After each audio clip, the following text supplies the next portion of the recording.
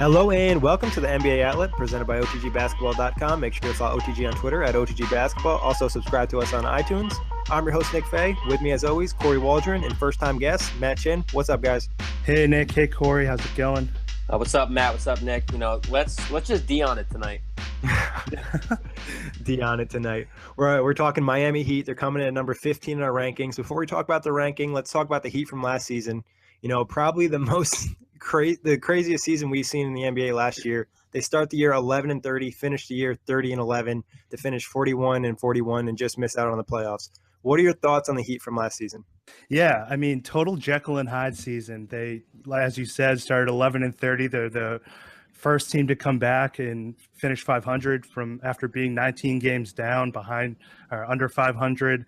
So it's just a crazy season from the first half to the second half. And I give them a lot of credit because honestly, they could have tanked for a really high draft pick, but Pat Riley and Eric Spoelstra, they wanted to keep the same culture. And I think they got a lot of respect around the league for doing that and just, bringing a lot of energy, a lot of hustle every single night.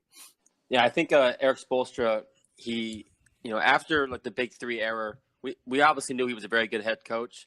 And I think last year was probably one of his best coaching jobs.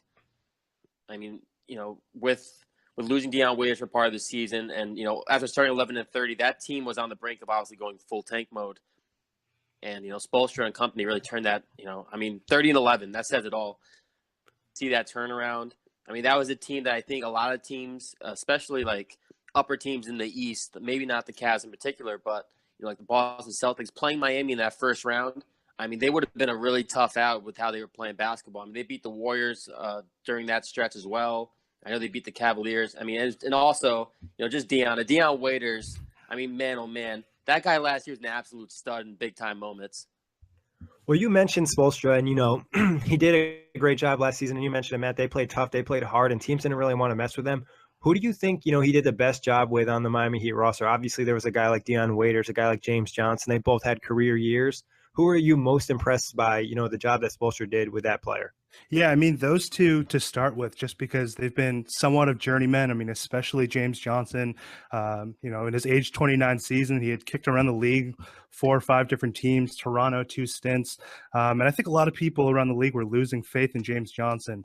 But, they really proved last year in Miami that they just have a good culture down there where they can get players into the greatest shape of their lives and really help them get to the next level. So, I mean, I was really impressed with James Johnson and Deion Waiters, but also in particular, what Goran Dragic was able to do last year, I was really impressed with.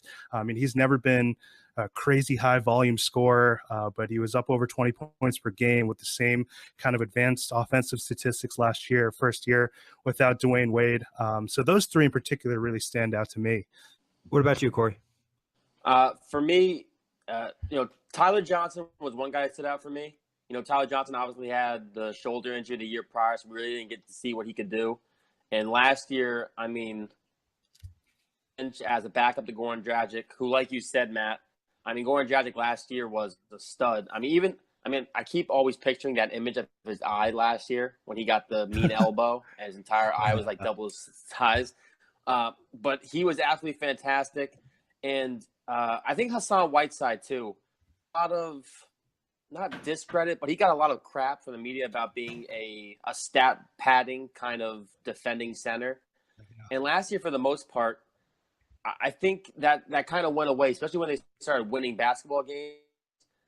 And for being a 27-year-old, obviously he was a late bloomer. I mean, the guy can flat out rebound, and around the rim, there's not a lot of guys who are much better at protecting the rim. But James Johnson, like you said too, Matt, that was a 6th Man of the Year candidate, and a guy who, it could have been one of his last stops in the NBA if he didn't have a good year. Miami Heat, Pat Riley does what he does best, and he found a diamond in the rough. Yeah, so I think one interesting thing, and we'll talk about it later in the pod, is, how much of a jump can some of these guys make this season? But let's talk about Chris Bosh a little bit. Last year, his last season with the Heat, he's dealing with the blood clot issue.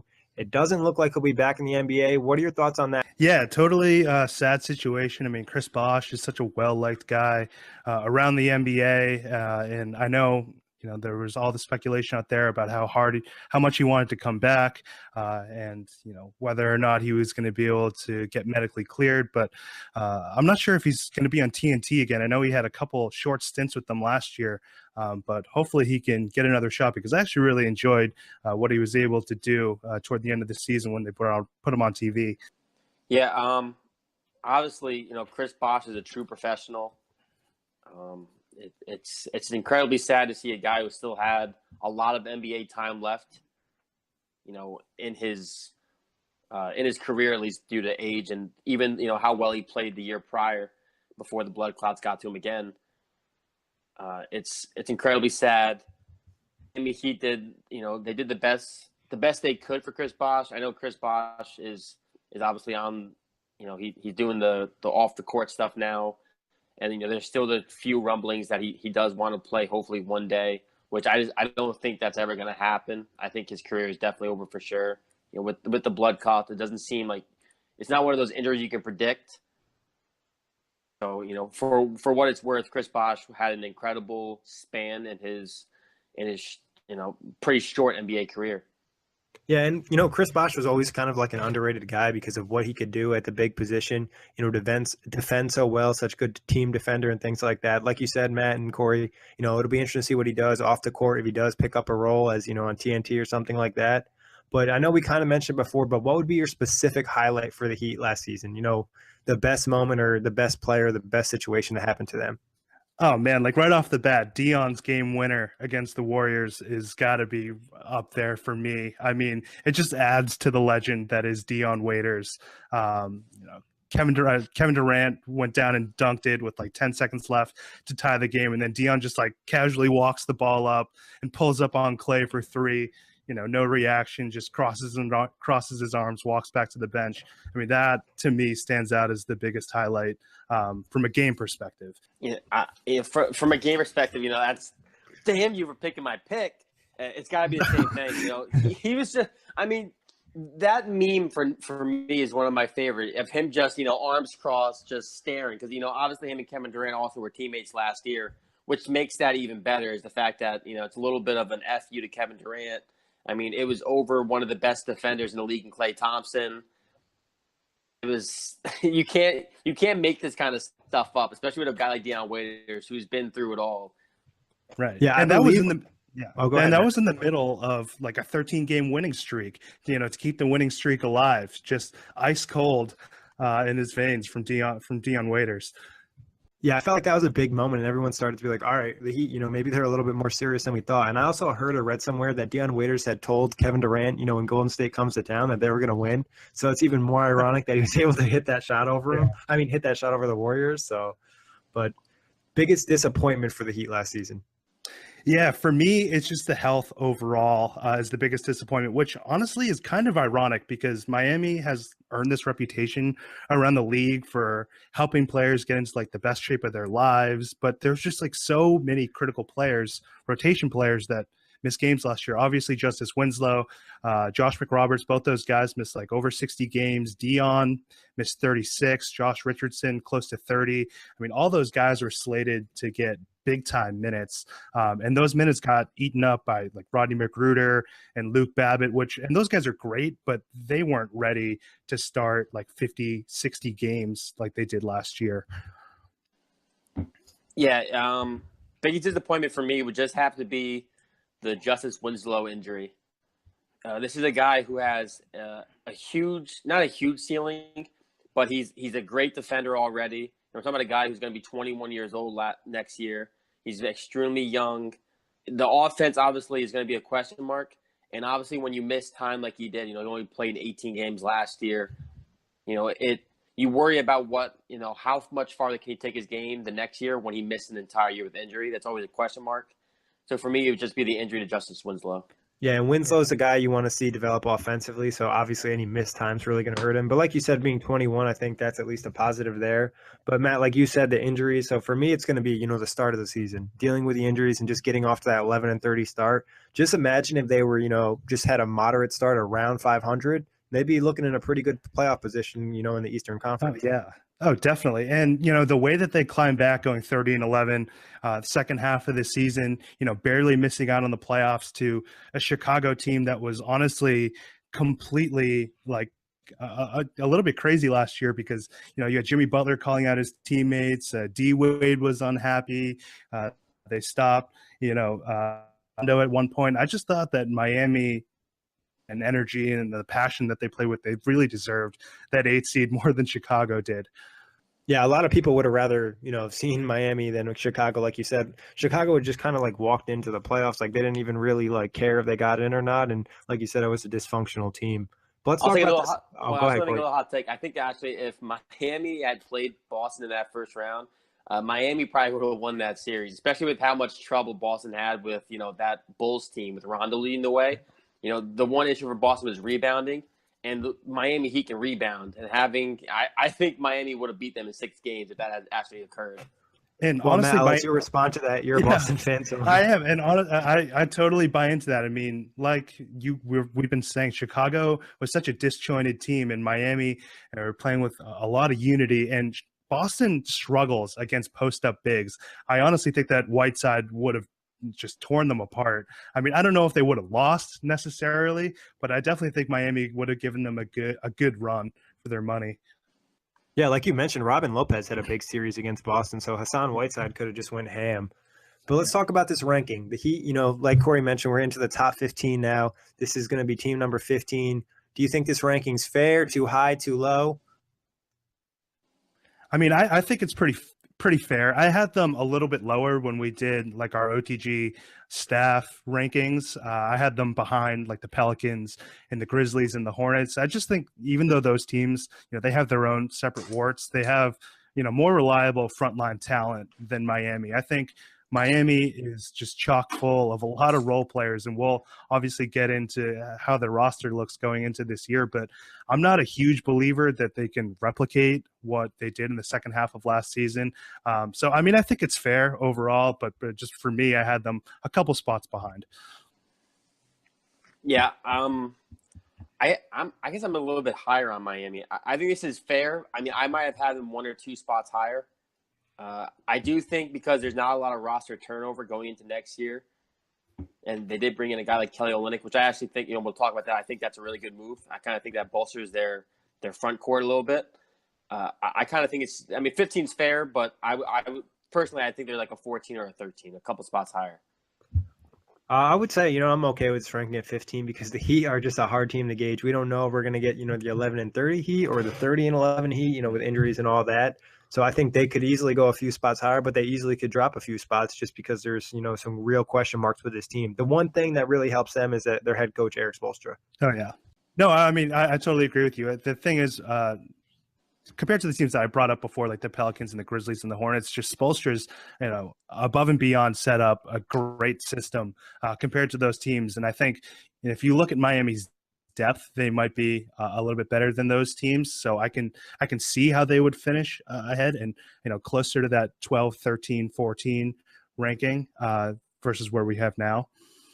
And also, my thought is too, if Justice Winslow doesn't get hurt or Deion Waiter doesn't get hurt last year, this team is a lot different as well. And that's just my thought. If this team can come back and be fully healthy next year, I just think they're slightly better. Yeah, the health is obviously going to be a big deal going to the season. And, they obviously lack a superstar. But let's talk additions. In the draft, they kind of surprised some people selecting Bam Adebayo in the first round. Not many people had them going with a big here. And they kind of surprised them, took the Kentucky guy that has a lot of talent, and he kind of impressed in Summer League.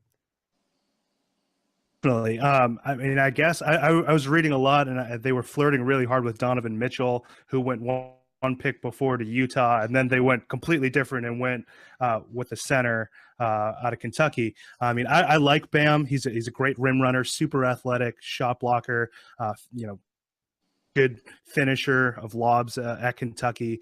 He's not, one of those back to the basket conventional bigs like that's kind of getting weeded out of the NBA now. So I think defensively his mobility is great. Pat Riley has come out and said that, he can guard 3 or 4 positions. I don't know if I'd go that far, but his defensive versatility is something that really stands out to me. No, I definitely think coming off the bench next year, I don't think Bam will ever be a starter in the NBA. I think he will be a high energy, like you said. He can run the floor. He's always around the rim. And I mean, the name Bam, I don't think a name Bam can fit a player any better than this guy. I mean, every time he throws down a dunk, there's just a little bit extra oomph behind it. He's got a decent block. I think he'd be a nice, with how the pace of the NBA has changed. You take out Whiteside, and then you throw out Bam in a smaller lineup to run the center position. I really like what that could give this Miami Heat team. Well, there was some talk in the offseason about Bam, possibly having some on-tap potential that we didn't see at Kentucky just because he was limited by them offensively and he wasn't allowed to do certain things. So I wouldn't be surprised if he developed a little bit more. He's kind of like a huge question mark. Like, obviously, what you're going to get with him a little bit, but I think there's a little bit higher ceiling than originally anticipated with him. Yeah. I mean, he's just so raw offensively, and it really is dependent with, a program like Kentucky that just has so much talent. It really depends on how Calipari used him and what his role will be. But, I mean, what do you guys think? I don't think he'll ever be able to play on the floor with Whiteside at the same time. That's just clogging up way too much space, in my opinion, close to the basket. Unless he can consistently hit a jump shot, you definitely can't play him, at least in this NBA. If you guys don't know, listen to the NBA Outlet for the first time or something, I'm a big on shooting. I think shooting and floor spacing are very important. And I think, if he's not able to consistently hit a jump shot, if he can even hit like a long range too, that would definitely open some spacing because defensively they would definitely protect the rim. But with the new NBA, I think, like Kory mentioned, in a backup role, maybe backing up Whiteside or coming off the bench would be a little bit better, or playing with someone like Kelly Olynyk who can shoot the ball. Right. Yeah. I mean, I think he's a great fit with Olynyk because, offensively, Olynyk can space the floor. They can play 4 around 1. And then defensively, Olynyk can hang with, the centers while Bam can, kind of roam around the perimeter a little bit. That's a great point. But other than that, we touched on Kelly Olynyk. We'll talk about him in a second. They made a trade for A.J. Hammonds, which allowed them to dump Josh McRoberts. Any thoughts on him, or, just part of the salary dump? Yeah, I mean, Josh McRoberts was just a guy that I think when they signed him 3 or 4 years ago, they really expected him to play meaningful minutes at the power forward spot, but he's just been so hampered by injury the last couple of years. So like you said, I mean, it was clearly a financially motivated move in order to clear space for like Waiters and Olynyk and James Johnson to re-sign. But I mean, I didn't understand why they had to get AJ Hammonds. Like, there are plenty of teams out there that they could have approached to try to make this trade, but they already have so many centers. I just don't see where Hammonds fits in. Plus, on top of that, they gave up a second-round pick and cash. Yeah, I don't know if it maybe was something with Dallas just wanting to get rid of somebody on their roster that was – I'm not sure if he has a guaranteed contract or not. That'd be something to look into. Maybe that could be the reasoning. But like you said, I think it's mostly a salary dump situation. Kory, any thoughts on that? Or It's pretty much a salary dump. I doubt A.J. Hammonds even plays more than 2 minutes, and that's best case scenario. I mean, if someone gets hurt, obviously that can change. But I mean, like, this guy doesn't play. I don't see him being in any rotation for them. Yeah, actually, I just looked it up. I don't believe his contract is guaranteed, so there's a possibility he might not even make the roster. Okay, there you go. Yeah, so that's that works out for the Heat. Signing wise, we mentioned him a few times already. Kelly Olynyk, Matt, you watch Boston a lot, so you know what this guy can do. What do you think he'll bring to Miami next season and how he'll fit with this team? Yeah, I mean, obviously floor spacing. He's one of the best stretch bigs in the NBA right now, in my opinion. And he's a really underrated passer. I think I like the way that he would fit with Bam. I mean, we talked about that a little bit. I mean, I think the contract is fine. 4 years for $50 million, $12.5 million a year for a guy, through his age 29 season. I think he got he got a player option on the 4th year, which isn't that big of a deal. He's been pretty healthy. And we'll get into the starting lineups later, but I don't think he should be starting at the 4. And I don't want to get too much into that, but he should really benefit from Miami's fitness program. He can definitely afford to be a little bit more agile, learn to use his length a little bit better. Boston just fired their entire training staff this offseason. So I'm interested to see how Olynyk adjusts to what Miami can do. And like you mentioned before, Miami's kind of known for, doing great things with players, getting them conditioning-wise. I think it was mentioned James Johnson lost 30 pounds last offseason. Hassan Whiteside obviously has turned into a monster. But, Kory, what are your thoughts on Kelly Olynyk? I really like Kelly Olynyk as well. Watching the Celtics a lot last year, they're probably my second or third most watched team on League Pass. I got to watch Kelly Olynyk a lot, and especially last year in the playoffs, he had a couple really big games for Boston. A couple, especially against the Washington Wizards. I definitely think going into a system with the Miami Heat playing alongside Whiteside, I'm not positive, if he'll be a starter or come off the bench. I mean, he got a decently large contract, so it can probably go either way at this point. But with the space flooring that Matt mentioned, and with the league and how it's evolving, putting Kelly Olynyk, who's a very underrated defender, alongside Whiteside, who's a very good defender around the hoop, it gives Kelly Olynyk the ability to be more spread out offensively because Whiteside can just hog up the paint and Olynyk can sit more around, the 3-point line and do a lot more drive and dishes. Yeah, you mentioned it. That playoff game he had against Washington was huge and was a reason that Boston won that series. Yeah, and the last thing I'll say about Kelly Olynyk is that he's a really underrated passer. In Boston's system, they really stress moving the defense from side to side with constant ball movement. So if you look at the way that Brad Stevens uses his bigs, Kelly Olynyk was a great passer from the high post, from the low post, finding Isaiah Thomas and Avery Bradley on those flare screens. And I think, Eric Spoelstra is a good enough coach to be able to realize that and put him in some situations where they can utilize his playmaking skills. Yeah, very true. Well, let's talk departures. We kind of mentioned it, Josh McRoberts already, but they also lost Luke Babbitt and Willie Reed. Do you see any of these losses really hurting the Heat or, fine, okay moves? They added some guys that have replaced them anyways. Yeah, I mean, it's weird because Luke Babbitt started 55 games last year, and anytime you lose a starter, you think, oh, well, that's going to have a huge impact. But I think with the depth that they added with Kelly Olynyk, I don't see, Willie Reed or Josh McRoberts or Luke Babbitt being huge losses. I think that they should transition pretty smoothly with the lineup that they have. Yeah, I think maybe you'll see what any change brings to a team, which is a few, chemistry issues a little bit early. Obviously they made a move forward. Willie Reed and Babbitt, they're very good, comparable NBA players, but a guy like Kelly Olynyk, this surely doesn't hurt you. Yeah, the only thing I could see that maybe missing is like Luke Babbitt's 3-point shooting, but he was so deficient in other areas that I don't think it'll really matter. But let's talk starters. Who's starting for the Miami Heat on opening night? I think Dragic and Waiters and Whiteside, I mean, those are no-brainers. Yep. For me, personally, I would go with Josh Richardson at the 3, and I have a lot to say about him later, and James Johnson at the 4. I think that would make them super switchable on the wing, along the front, and really, really solid. I mean, Miami was 5th in defensive efficiency last year, and I think that lineup could help them stay in the top 10 defensively. But I think they're ultimately going to go with Winslow and Olynyk. Just the problem I have with that is just having Winslow and Whiteside, 2 non-shooters on the floor, with Dragic, who's a penetration first point guard. I don't really know how that's going to work spacing wise. Winslow didn't really start that much his rookie season. They were starting Luol Deng there.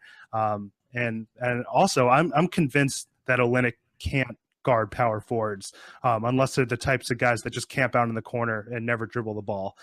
He's too weak to defend, power forwards in the post and too slow to hang with the quicker stretch fours. And that kind of harpens back to what I said about, having James Johnson and Josh Richardson in there. Yeah, my starting lineup is going to be Goran Dragic, Dion Waiters. I do think they go with Justice Winslow to start this year, just like they did last year. And then I think Kelly Olynyk would start at the 4, then Whiteside. The one thing I like, though, obviously Olynyk, like you mentioned, has his deficiencies defensively. The one good thing about this team is you have the biggest scapegoat in Whiteside at the basket. If Olynyk gets beat by a power forward who's driving or whatever, you always have that safety net in Whiteside, which has been one of his better things on the help defense. I personally, I think that they're going to go with Winslow at the small forward, but like you guys said, Dragic, Waiters, Winslow. I think they're going to go with James Johnson. because he just, was so great last season. I think Olynyk in more of like a six-man role off the bench would make more sense. I wouldn't be surprised if they did it, but I like the defensive, potential in a lineup like this. And James Johnson obviously did a lot of good things last season, and obviously Whiteside at center. So Dragic, Waiters, Winslow, Johnson, and Whiteside. Breakout. It's funny. It's funny. This team has, because there's so many younger pieces, they have a lot of different rotations they can really throw out there for a starting lineup. And even if the guy starts, I wouldn't be surprised, like if Kelly Olynyk started, that he only played like 20 to 24 minutes a game, and they switched out like a James Johnson to play, more minutes at the 4 or something. Yeah, I mean, there's no guarantee Winslow starts either. Like Matt said, I wouldn't be surprised if Richardson maybe started, or they went with like another somebody else in the lineup just to change things up and kind of balance it out. But like you said, Kory, they have a lot of different lineups they can throw at you. They have some good depth, but one issue with this roster is, I kind of mentioned it before, is no superstar. And how far do you think this team can go without having that big star player?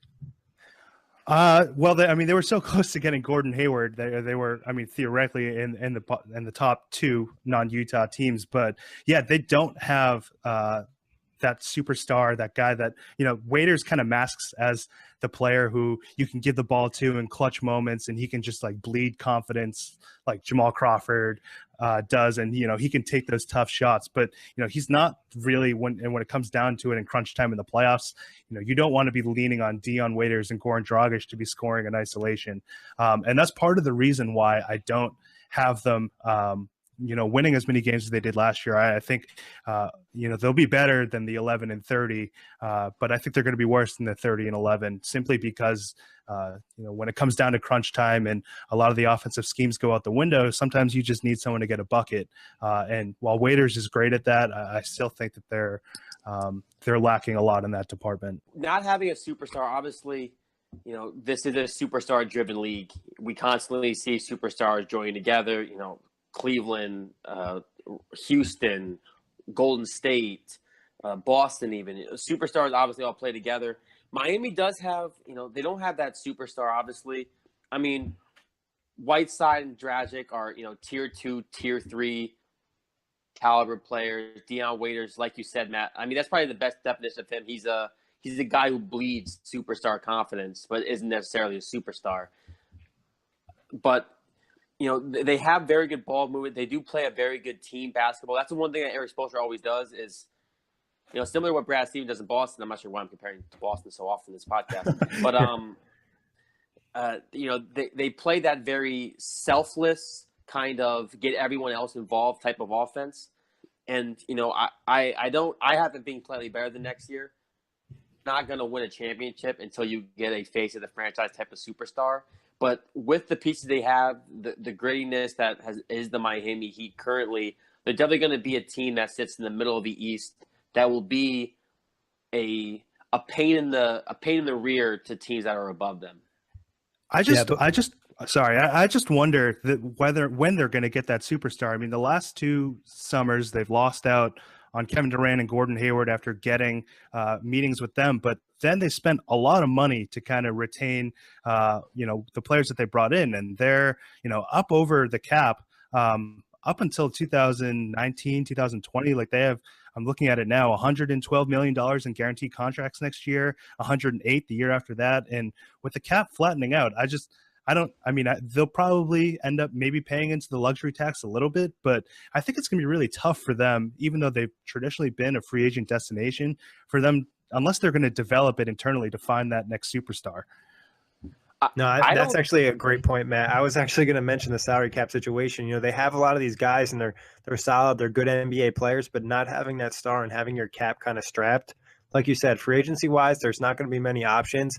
It'll kind of have to be some type of package. Maybe some of these young guys take another step and kind of package them together with a pick, or maybe Bam or something like that if they really take off. But other than that, it's going to be hard for them to bring in talent.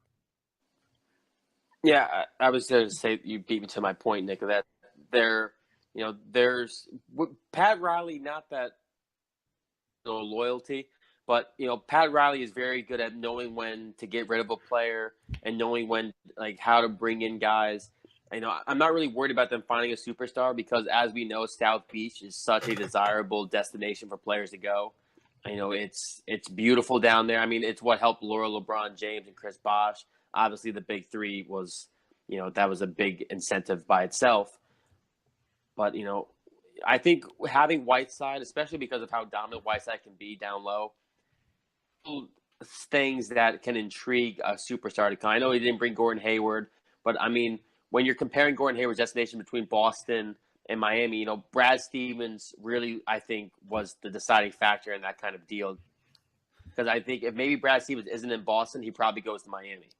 Yeah, I mean, he said on Woj's podcast, Adrian Wojnarowski's podcast, that after he left Miami, he was convinced that he was going to sign there. I mean, before he took the Boston and Utah meetings, but I mean, that's the kind of impression that I think Spoelstra and Pat Riley have on players when they go down to visit there. I mean, you talked about how Miami is just a super attractive place traditionally for free agents. I mean, Florida's a tax haven, but then on top of that, what they've done with their training staff and their organizational structure, and we talked about it a little bit before, but how Spoelstra really did have one of his best years, if not his best year last year. I mean, now that the Chris Bosh, Dwayne Wade, LeBron James era is over, I mean, he did not have, just an overabundance of talent to work with in the same way that, some of like Ty Lue has in Cleveland. People question whether or not he's a great coach or if it's just because he had Kyrie and LeBron and he's just sitting there, letting LeBron run the show. So on the flip side of that is, they were able to retain Waiters, able to retain James Johnson, rewarding guys for going there and kind of finding a second win for their career. And I think, that's meaningful around the league reputation-wise. You go to Miami, you play hard, and then they reward you in the end. So I think there is a flip side to them being somewhat salary capped out right now. Yeah, great points, guys. But let's move on. Touching on guys who have improved, who do you expect to improve this season and be the breakout starter for the Heat? For me, it's Josh Richardson. Fresh off the new contract that he signed today, 4 years, $42 million. He was eligible for a contract extension, starting this season, and he's finally healthy. I think last year they kind of rushed him back from partially torn MCL a little bit too quickly. So he had kind of an up and down season, but then toward the end, averaged 13 points and 2 steals on 43% from three last 15 games of the season. He's not a playmaker or an isolation guy, but he's a great spot up shooter. And I think Josh Richardson, I mean, unless, now fresh off this new contract, unless, he gets lazy, I think he's the kind of player that can take the next step. I really like his switchability on defense. He's got a really long, I think 6'10" wingspan. He's a scorching 3-point shooter since his rookie year. So, I mean, I really like Josh Richardson to take the next step, either if he's a starter or a non-starter. I'm going with the guy from Cuse. I'm rolling with Deion Waiters. I mean, I might as well just call myself a Deion Waiters fanboy at this point. Who isn't a Deion Waiters fanboy? You have to be. There's a very there's a community though that really does not like him at all. Like there's a lot of people who despise him for whatever reason. I guess the Cleveland days still people's minds, but I really think coming back healthy next year, hopefully he can stay on the court. And I think he had an article in the Players Tribune this past year that really it was a really good article. It was a really good article. Yeah, it spoke about his upbringing and like why he's the way he is and etc. And I think especially just because like when that article came out and everything else, I think Miami in general as a fan base has really embraced Deion Waiters. And it might be the first time in his NBA career that a fan base has truly embraced him. I know in Cleveland, obviously, he had the issues with Kyrie Irving. They weren't a very good team. And then in OKC, he was obviously, he fell behind Westbrook and Durant. So he was just a third-party guy. He wasn't obviously in the foremost and in front of everybody.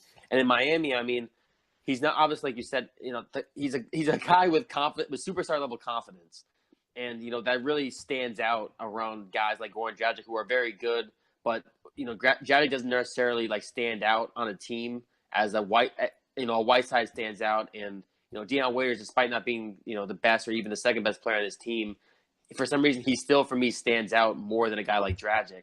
And I just think given the atmosphere and the opportunity in Miami, that getting the new contract, I really think he's going to take the most of it. Yeah, that actually is a great point on Dion Waiters. He just has that like pop in his game, and like you mentioned, the Heat kind of embracing him and helping add to that confidence, and Spoelstra kind of working with him and making him have his best year. And like you said, Matt Richardson, he's a great player too. Like you said, he came back from injury. He was a little bit inconsistent. Then he kind of found his groove later on. He definitely provides the Heat with some athleticism and length. Defensively, he can definitely cause some issues. I'm gonna go and be a little different. I'm gonna go with Hassan Whiteside. I think he could probably make one more jump in his game, especially being able to find some more consistency last season, like you said, Kory, improve, kind of deal with some of those maturity issues, and this will be the year that he kind of adds a little bit more. I mean, Asian Block, you can't, he's got some of the coolest nicknames, Count Blockula and Asian Block. You talk about an all-defensive player in 2015, 2016. Yeah, Whiteside certainly, I think, can take another jump into his game, especially if they give him, a few more touches because of how tall he is at 7 foot and just how big of a body he is. He's not as mobile as some centers, but it's pretty hard to stop Whiteside when he's going to the basket. Yeah, he's a monster. Like, he's jacked. Like, he's just not like a big center that's big. He's jacked. Like, he definitely hits the gym hard. Breakout bench guy for the Heat next season. Well, I guess if it's not Josh Richardson, then I think it's Tyler Johnson for me. I'm kind of confused by the way that they've used Tyler Johnson to this point. I mean, I know he's fresh out. Well, I guess he's now in his second year off that huge contract, $50 million that he signed. But they traditionally use him as as a backup point guard purely, a lot in the pick and roll, putting the ball in his hands a lot. But I actually prefer him as a spot up shooter. And I've seen some hints that they're going to try to change his role a little bit. I think from an off ball perspective, Tyler Johnson can be really productive. And just watching a little bit of video leading up to this podcast, I mean, I like what they can do with him off ball, running him off screens, catch and shoot opportunities. So my guy off the bench is Tyler Johnson. To stay different, because that was my pick in Tyler Johnson. I was going to do a couple points on him. Like you said last year, they really did run him in the point guard more, like as a playmaker point guard behind Dragic. He's kind of to me like a 2 guard that plays the 1 guard. Because like you said, I mean, he's got a very good 3-point shot. He's crazy athletic to a degree. Extremely quick defensively. He's not horrible. He's not the best defender because he's only 186 pounds at 6'4". He's not very big. I do like him. For me, you picked Josh Richardson as your standout starter, so I'm gonna go with Josh Richardson as my breakout bench player.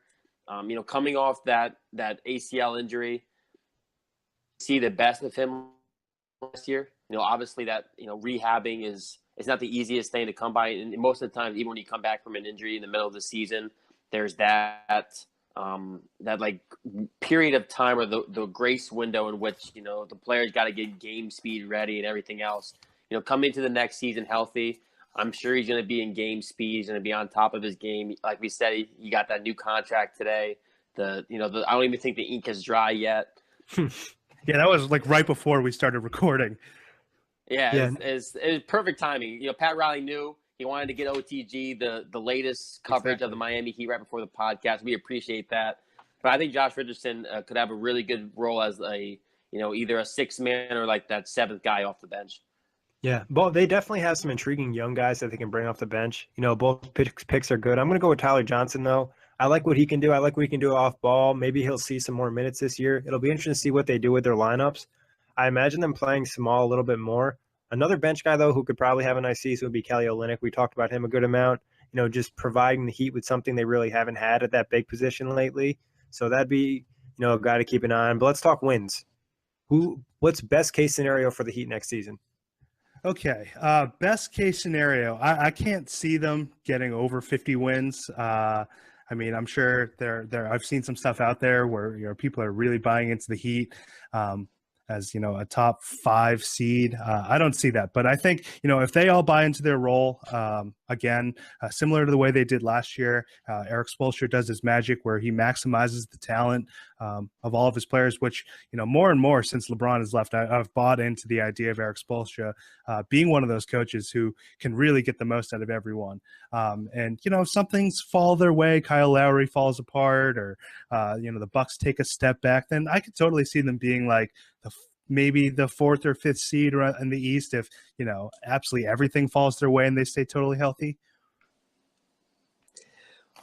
My best case scenario is the uncharted territory that you didn't want to go to, Matt. I'm saying best case scenario, they get 50 wins. For me, where I go with this is because of how pathetically weak the bottom half of this Eastern Conference is. Miami will get a chance to play a lot of lesser teams in the league, especially in their division. Their division's a little bit weak, playing against the Mad Hornets. Well, I mean, the Hornets are slightly better, obviously, but, the division's a little bit weaker. I do think they don't fall, they fall right in between the 5 and 6 seed range. Maybe they can swoop up to a 4 seed. I like the least amount of roster change while adding better pieces. Yeah, for me, I have a tough time, like Matt said, getting over that 50 mark. Probably best case scenario is like 48 or 49 wins, maybe squeezing into that, top 4, maybe, but I think top 5 would be best case, really. Just, those teams out East, obviously we've lost a lot of talent in the Eastern Conference, but some of the top teams have obviously been there for a while, and I'm more intrigued probably by a team like the Bucks than a team like the Heat, just because of Giannis. Yeah, totally agree. Worst case scenario for the Heat next season. Well, I can't see them falling out of the playoffs. Like we've been talking about, the East is just so dreadful at the bottom. I don't see them falling out of the playoffs, barring something crazy happening injury wise. But maybe for example, James Johnson, Dion Waiters. Now that they've inked those fat contracts, they become a little bit lazy and a little bit selfish. I mean, I don't think that will happen. But worst case scenario, I could see that. Maybe happening. Their 5th ranked defense comes way down because Johnson and Richardson see their defensive metrics decline. Maybe Olynyk can't find a natural position on the floor, or Dragic's age starts to really catch up with him now that he's on the other side of 30. But like I said, even in the worst case scenario, if they stay healthy, I can't see them falling out of the playoffs.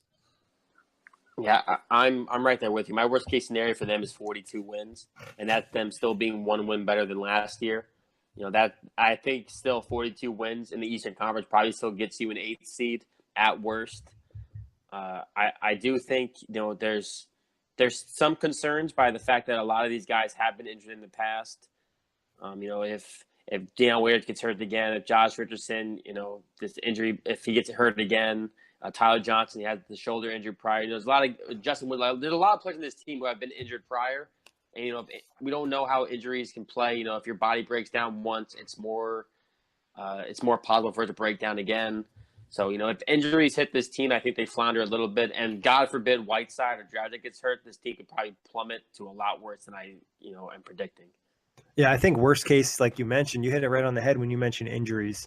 There's probably more than 60% of this roster has missed, a large chunk of time in their NBA career at some point.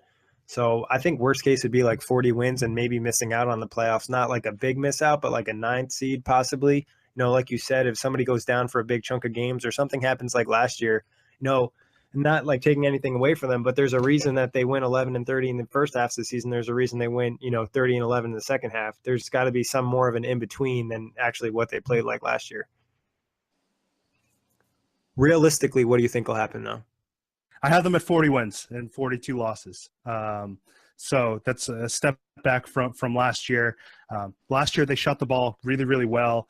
I don't think that they're going to replicate that. Wayne Ellington, Goran Dragic were both unbelievable from behind the arc.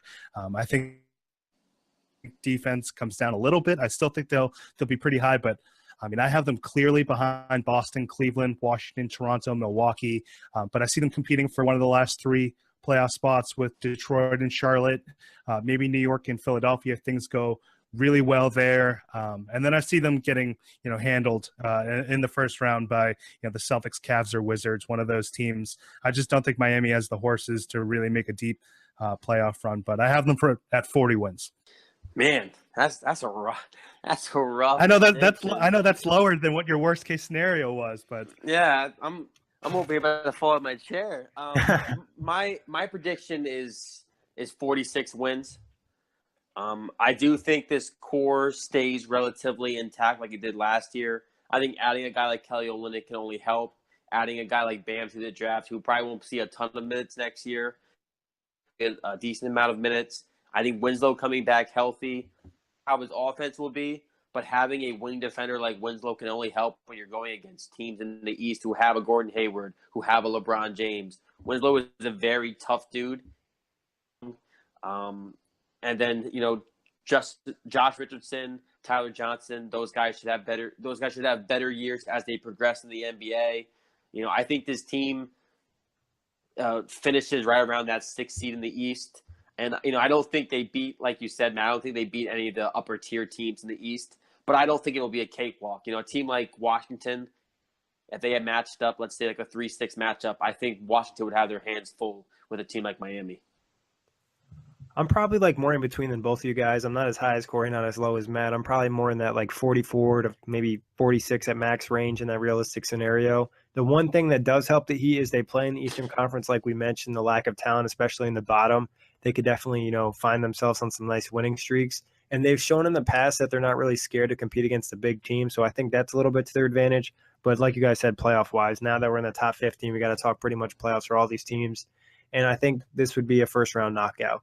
Maybe they could squeeze out a game or two against some of the top teams, but they're not really going to ever really scare the team or their fan base. Yeah, and it'll be interesting to see them, how they balance out, kind of the tale of 2 different seasons last year. I mean, I think they'll be much better than the 11-30, but I don't think they're close to the 30-11 that, they produced in the second half of the season. So it's interesting to see, what people think about Miami, because just looking up and down at the teams in the league, this is one of the hardest teams for me to predict. Yeah, if this team has a really good year, I'm giving full credit to Eric Spoelstra, and I'm going to buy either like a hat or a T-shirt with Eric Spoelstra's face on it, and I'm going to wear it all around campus, just praising the man. No, it would be a really good job if he's somehow able to get the Heat, even a top 5 seed with this roster. Like we said, they don't really have a superstar. Hassan Whiteside and Dragic are possibly borderline all-stars. Maybe they'll make it this year. So it'll definitely. Whiteside deserves it. He really does, I think. If he doesn't make it this year, I don't know what year he's going to make it, because the East is like wide open for all-stars. Yeah, this is definitely a great opportunity for him to squeeze in there this year. But let's talk the truth. Let's talk emojis for the Heat this year. I got 2 emojis. One, I got the question mark emoji. It's kind of a cheat right there because it's more of like a symbol. But, like Matt mentioned, this is one of the hardest teams to predict in the NBA. Like, I really have no idea how some of these players are going to do just because the Heat had such a weird season last year. Then I also have like the hospital emoji just because injuries, I think, are going to be so important for this team. If they're able to stay healthy, they could have a really good season. But if things go south like they kind of did last year at some points, they could definitely, be on the decline and not be as exciting as we hoped. Yeah, I think those are great. Yeah, mine is a combination too, and it harkens back to kind of this mentality that they've developed, that they're one of the most fit and physically prepared teams in the league. I have the salad emoji and the weightlifter emoji combined into one, just because around the league now people perceive Miami to just be this place where people go to reach a level that they've never thought about before. And even though Olynyk is really the only big free agent that they brought in this year, I'm interested to see if they can really maximize people's talents. And, similar to the way that James Johnson and Dion Waiters are, who's that next guy who, they really propelled to the next level? Oh, so my emoji, I got 2 of them. Nick, you're killing me by picking out good emojis every week here. I need a little bit of a breather. The one I'm going with 2. So the first one I'm going with is the guy who's like drooling out of his mouth. And I'm just picking that one because I might be delusional on how good I think Miami Heat are. So that's more of a directed at me and my prediction for the Heat. The other one for me is just going to be the Flames. I think Miami next year is going to surprise people. I don't think the second half of last year was a fluke. I just find it hard to believe that a team like this, and it may not even be that the team got that much better, but I just think the East got so much worse. The team like Miami, who has such good chemistry last year, adding a guy like Olynyk, I think it can only bolster the roster. And I truly think that this is a team that's, going to be a challenge for a lot of teams in the East, and that's right in the middle of that playoff race. Yeah, great emoji, guys. But moving on from there, let's talk League Pass. Where do you rank the Heat in terms of League Pass ranking 1 through 10? I have them pretty low. Like it's a 2 or 3 for me in the League Pass ranking, but it's not like a reflection of how good I think they are. I mean, obviously I'm the lowest on everyone, but I don't think, 1 to 10 they're a 2 or 3 on the level of talent. But if I'm choosing a league pass team at night, I want either star players who can take over games or intriguing developmental players who are drafted at the top of the lottery. And I don't think they have any of the star players that I would look for in a league pass team. And outside of Justice Winslow, I'm not really super intrigued with any of their developmental players. I also look for on-court drama when I'm looking for a league pass team, and Miami doesn't really have that for me. They're kind of just even keeled, and they're just full of solid role players.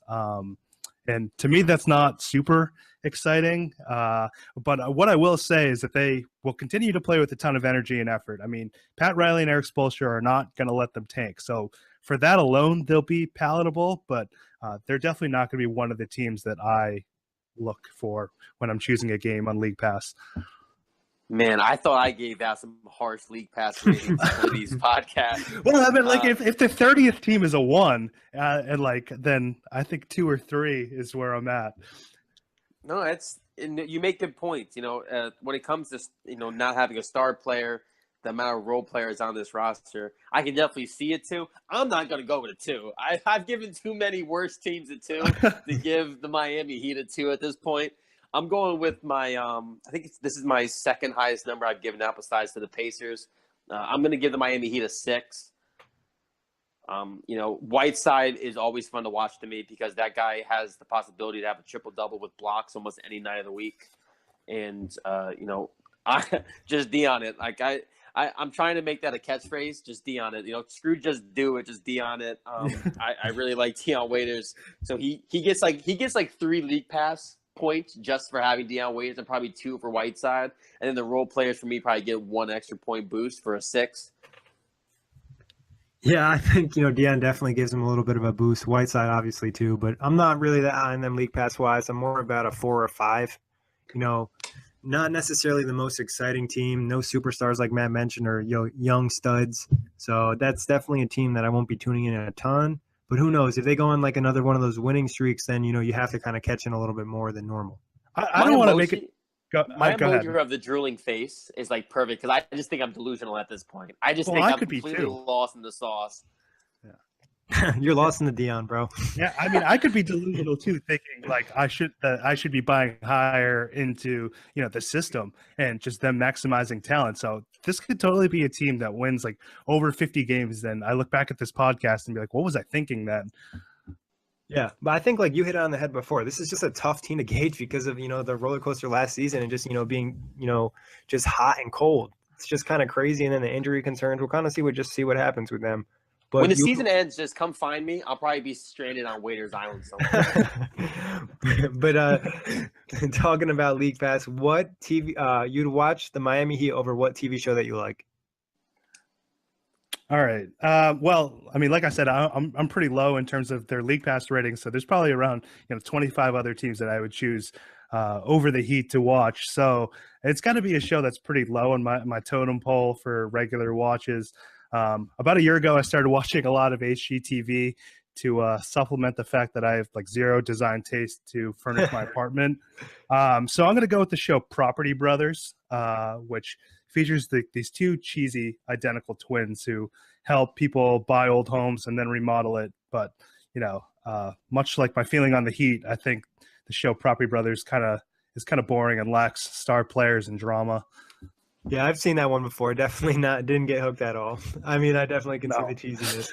I mean, I have it on in the background sometimes, but I just I can't watch it for more than like 10, 15 minutes because they're so cheesy. Yeah, it's definitely a background. I wish they drop like a few facts about like something you might be interested, like you said, design wise or maybe like price wise with a house. But the Heat fans might be a little offended right now. I wish I had that show for some of the worst teams that we did because that would have been a really good one. Because I gotta pick I'm running out of shows here. This is I'm going with House of Cards. I really like House of Cards, but I mean, obviously, I deeply enjoy basketball, so all of my favorite shows will eventually be thrown under the bus at some point in this podcast series. And you really like Dion Waiters too, so we got he's probably one of my top 5 favorite players in the league currently. So, even though Kevin Spacey is a sadistic, and he probably is what every politician is deep down on the show House of Cards, I'm going to roll with the Heat over that. So Kory takes his first shot at a big TV show. I know that's a pretty popular show. I never really got that hooked on it, but I'm going to go with American Horror Story. For me, American Horror Story is just kind of inconsistent. One season's good, one season's bad. So it's kind of like the Heat, I guess. First half of the season they're bad, second half they're good. Same thing with American Horror Story. I never know what season's going to be good or bad. That's I remember watching that, and I think the only season I watched was like when they were the Coven. Like there's a couple of good seasons, and some of them are really bad. But I know like between the female community, that show is extremely popular. But that wraps it up for today. Matt, thanks for hopping on for the first time. Kory, as always, great to be on with you. And as always, thanks to listeners for listening in. Let us know what you think on iTunes. Subscribe to us, review us. Let us know we did a good job, bad job. And also, you can hit us up on Twitter at OGG Basketball. Have a great night, guys. Thanks, guys. It was a lot of fun. Visit me on Waiters Island. I'll be here all season.